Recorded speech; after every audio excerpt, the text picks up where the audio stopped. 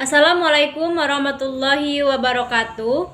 Perkenalkan, nama saya Lesta Kurnia Bunhatika dengan NIM 2223140056. Di sini saya akan menjelaskan materi tentang pemikiran ekonomi Islam masa dinasti Bani Abbasiyah, kebangkitan dan keruntuhan. Baik, langsung saja yang ke A. Sejarah kebangkitan perekonomian pada masa Bani Abbasiyah. Di zaman Bani Abbasiyah, perekonomian, ilmu, dan kebudayaan maju sangat pesat. Era ini bahkan dikenal sebagai The Golden Age of Islam, masa keemasan peradaban Islam. Khalifah Abu Ja'far Abdullah bin Muhammad Al-Mansur bahkan sampai membantu dinasti Tang memadamkan pemberontakan Andalusan. Dan sejak pengaruh Islam di Cina semakin kuat, itulah sebabnya Bani Abbasiyah dikenal sebagai Kekhalifahan Timur, karena menguasai negeri-negeri sebelah timur Jazirah Arab. Kekuasaan Bani Abbasiyah berlangsung dalam kurun waktu yang sangat panjang, berkisar tahun 132 Hijriah sampai 656 Hijriah, atau 750 Masehi sampai 1258 Masehi, yang dibagi menjadi 5 periode. Periode pertama pada tahun 132 Hijriah atau 750 Masehi sampai dengan 232 Hijriah atau 847 Masehi, disebut periode pengaruh Persia pertama.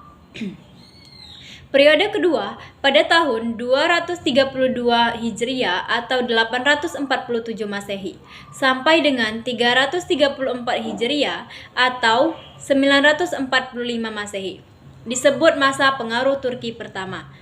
Periode ketiga pada tahun 334 Hijriah atau 945 Masehi sampai dengan 447 Hijriah atau 1055 Masehi.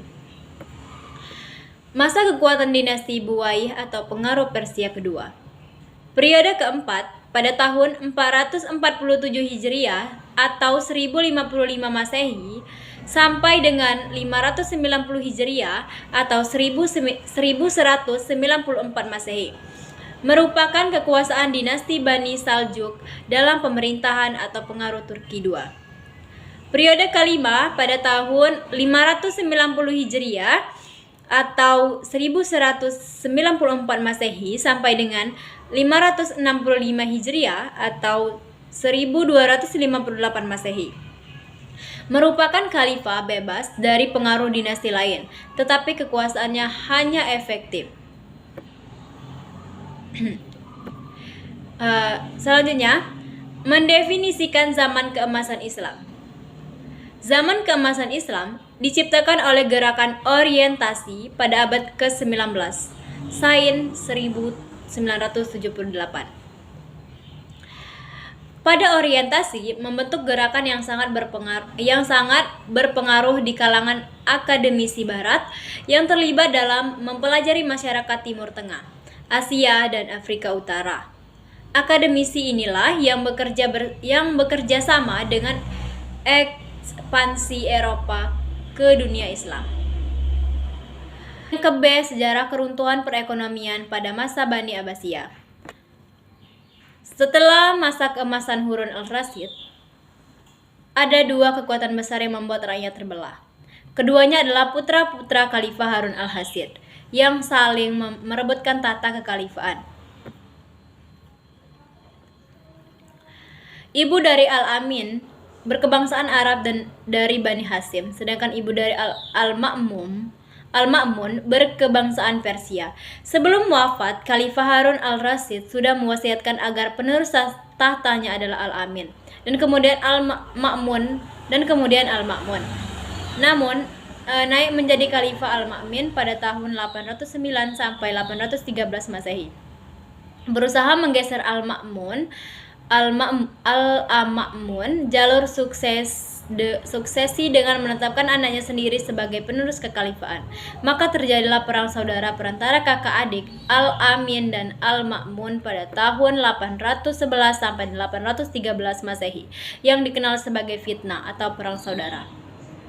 Selanjutnya, model masyarakat hidrolik keseimbangan jangka panjang. Kemakmuran wilayah pesawat adalah irigasi, dan ini bergantung pada tindakan para aristokrat, terutama khalifah,